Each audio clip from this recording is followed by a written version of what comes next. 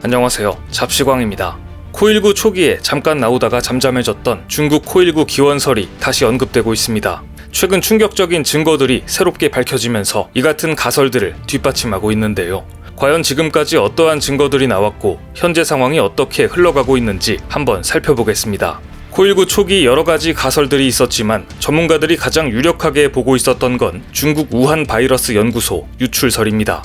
이 연구소에서 10년 넘게 박쥐의 코19 바이러스를 연구해왔으며 첫 코19 집단 감염이 발생한 화이난 수산시장과 약 5km 거리 내에 위치했다는 점도 이런 주장을 뒷받침합니다. 이 기원설은 코19 대유행 초기인 2020년 처음 등장했으며 도널드 트럼프 전 미국 대통령이 적극적으로 이를 외쳤습니다. 하지만 중국이 우한을 계속 봉쇄하는 등 조사를 계속 늦췄고 올해 초 WHO가 뒤늦게 중국 우한에 국제조사단을 보냈지만 이미 한참이 지난 상황이라 명확한 증거를 찾지 못했습니다. 그 후 WHO가 코19가 우한 바이러스 연구소와는 큰 관련이 없다는 최종 보고서를 내놓으며 일단 논란이 사그라드는 듯 했습니다. 하지만 최근 한 달간 중국 기원설이 다시 화두에 오르고 있습니다. 미국 언론을 중심으로 우한 연구소 연구원 3명이 코19가 공식적으로 WHO에 보고된 2019년 12월 직전인 2019년 11월 유사 감기 증상으로 병원에 입원했다는 사실이 집중 보도되면서부터입니다. 지난달 23일 미국 월스트리트 저널은 미국 정부의 비공개 정보 보고서를 인용해 이 같은 내용을 단독 보도했습니다. 뒤이어 관련 내용들이 미국 언론에 보도되기 시작했는데요. 코19 대유행 직전 이 연구소 연구원들이 아팠다는 것이 사실이라면 이곳에서 바이러스가 유출됐다는 주장에 무게가 실릴 수 있습니다. 월스트리트 저널은 우한 바이러스 연구소와 중국 국가위생건강위원회에게 입장 표명을 요구했지만 아무런 대응도 나오고 있지 않다고 설명했습니다. 또 WHO가 우한에서 조사했던 것에도 허점이 발견되면서 논란이 일고 있습니다. CNN 등 외신에 따르면 WHO 연구원이 지난 3월 발간한 보고서 부록에는 중국이 바이러스의 발생 시기를 포함한 코19에 대한 정보가 있었다는 점을 시사하는 자료가 담겨져 있다고 보도했습니다. 특히 첫 번째로 보고된 감염자가 2019년 12월 접한 28종의 음식 목록과 야생동물을 파는 재래시장에도 들렀던 내용이 담긴 것으로 전해졌지만 이에 대해 추가적인 조사가 이루어지지 않은 점을 지적했는데요. 이를 계기로 우한 연구소 유출설이 다시 급부상하자 바이든 대통령은 미국 정보당국에 기원조사를 추가로 실시해 90일 안에 결과를 보고하도록 지시했습니다. WHO를 믿지 못하니 미국이 직접 조사를 진행해야 한다는 입장입니다. 이젠 의혹이나 음모를 넘어 진실 규명과 국제 정치적 사안으로 번지는 형국인데요. 이런 상황에서 중국의 치명적인 소식이 전해집니다.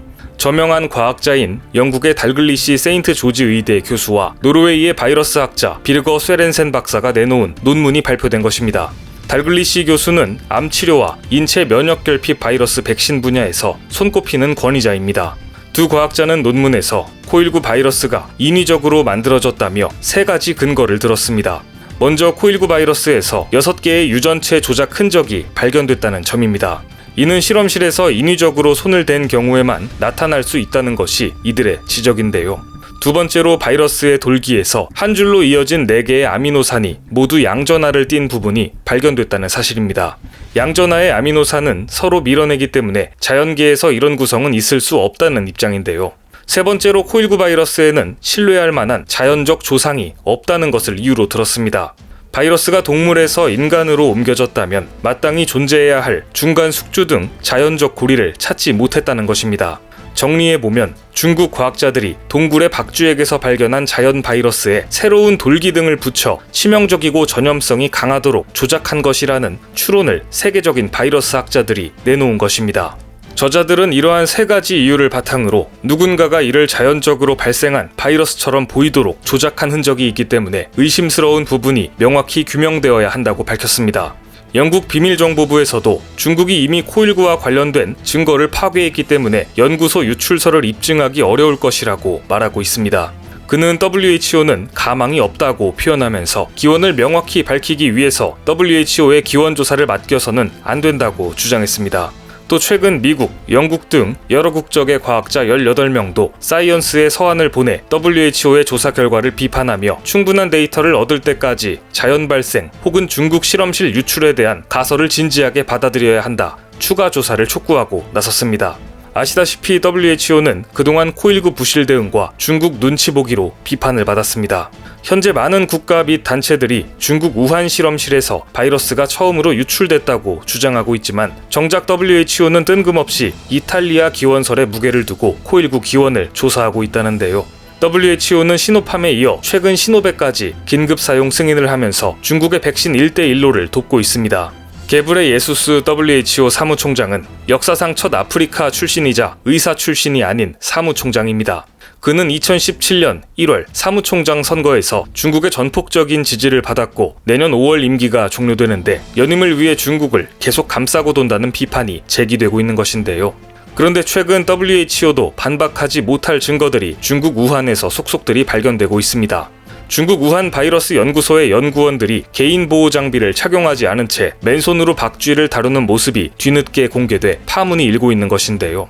대만 영자지 타이완 뉴스 등에 따르면 중국 중앙TV는 코일9가 발병되기 전인 2017년 12월 우한 바이러스 연구소의 박쥐 바이러스 권위자인 스정리 박사를 소개하는 동영상을 공개했습니다.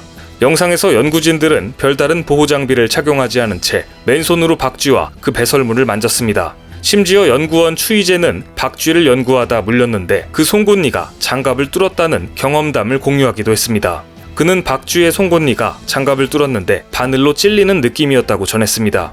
이 영상을 두고 바이러스 발원지가 우한 연구소라는 의혹이 다시 제기됐고 결국 중국 CCTV는 관련 기사를 급하게 삭제한 것으로 전해졌습니다. 겉으로는 당당하다면서 역시나 자료를 은폐하기에 바쁜 중국의 모습입니다. 또 이번에는 코일9가 선포되기 훨씬 전 중국군의 한 과학자가 관련 백신의 특허를 출원한 것으로 확인됐다는 소식도 나왔는데요. 호주 언론 보도에 따르면 중국 인민해방군 소속 저우이선 교수는 2020년 2월 24일 군을 대표해 코일9 백신 특허 서류를 제출했습니다. 이날은 중국이 바이러스에 관한 인간 전염을 처음 확인한 지 불과 5주밖에 지나지 않았던 때입니다. 1년이 걸려도 만들기 힘든 백신을 5주 만에 곧바로 만들었다니 의혹이 생길 수밖에 없는데요. 저우 교수는 또 중국 내 박쥐 관련 연구 권위자인 스정리 박사 등 우한 연구소 연구진과 긴밀히 협력했던 것으로 알려졌습니다.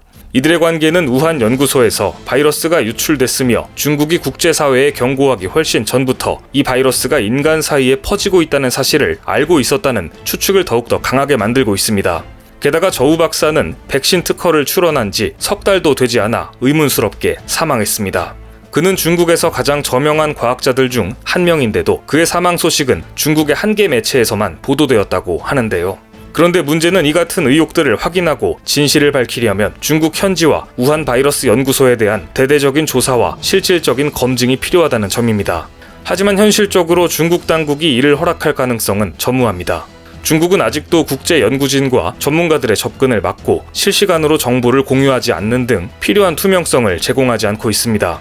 어떤 것이 사실이라도 이번 사건이 장기 미제 사건이 될 가능성이 큰 이유인데요. 한편 중국은 현재 인구의 40% 이상이 백신을 1회 이상 맞았다고 하지만 국경은 여전히 잠겨있고 중국 내 이동 제한도 쉽게 풀리지 않고 있습니다.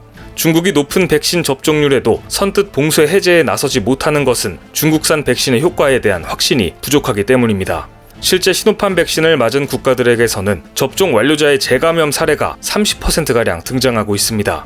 이에 일부 국가들에서는 중국산 백신을 맞지 않겠다며 반감을 드러내고 있습니다. 그런데도 불구하고 중국은 끊임없이 다른 나라에게 중국산 백신을 사용하라고 압박을 넣고 있습니다. 1대1로가 연달아 실패하자 백신을 무기로 미중 패권 전쟁에서 중국 편에 설 것을 강요하고 있는 것인데요. 중국이 이렇게 폐쇄적인 자세로 코일9 기원을 밝히는 데 협조하지 않는다면 더 이상 중국의 손을 잡을 나라는 없을 것으로 보입니다.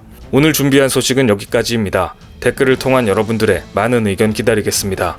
많은 분들의 생각이 모였을 때 진정 가치 있는 지식이 완성될 것입니다. 시청해주셔서 감사합니다.